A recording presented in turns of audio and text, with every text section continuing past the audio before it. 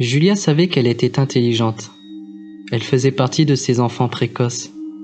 Le genre d'enfant qui découvre très tôt que les parents ne sont pas tout-puissants et omniscients. La première fois qu'elle a réalisé cela, c'est lorsqu'elle a eu peur. Il y avait eu un bruit dans sa chambre, venant de sous son lit ou du placard. Julia a couru dans le couloir en criant « Maman, papa, qu'est-ce qui ne va pas, chérie? J'ai entendu un monstre !» gloussa Julia. Elle s'attendait à ce qu'il la réconforte, qu'il roule des yeux ou qu'il s'énerve. Au lieu de cela, ils ont sauté immédiatement et ont couru vers sa chambre, où ils ont vérifié sous le lit, inspecté le placard et testé la serrure de la fenêtre. Ils ont poussé et récuré chaque centimètre carré. Julia comprit rapidement. Elle savait ce qu'ils faisaient.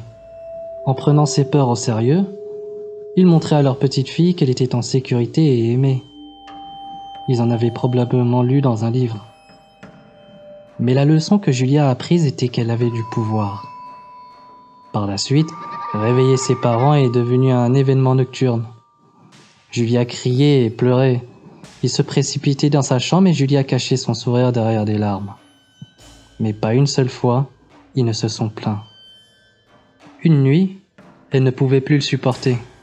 Elle a éclaté de rire quand papa est tombé en examinant le luminaire. Comme si un monstre pouvait tenir là-haut. « Qu'est-ce qu'il y a de si drôle ?» demanda-t-il en se frottant le dos. « Toi ?» sourit Julia. « Tu me crois toujours ?» Papa n'était pas en colère. Il a juste regardé maman. « Une fois, » dit-il doucement. « Juste une fois. Nous n'avons pas cru ton frère. » Et Julia, enfant unique, n'a pas bien dormi cette nuit-là.